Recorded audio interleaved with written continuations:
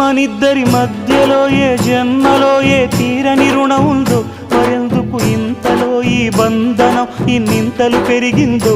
అమాయకమైన నీ చిన్నారి నవ్వును ఏ తల్లి కందో, ఇటే నీ దారి ఉందని నిన్ను ఏ సుడి గాలి పంపిందో.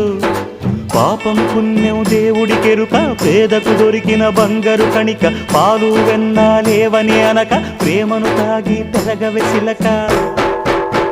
వలేసే పాడు లోకం కంటపడక ఉండు నాయనక, ఇలా నా గుండెలోనే గువ్వల కొలు ఉండిపోయింక. ఇటే పోస్తే ఎమున్నైనా నిలేస్తానే, మరింక ఏ కీడు నీ వంక రాలేదు.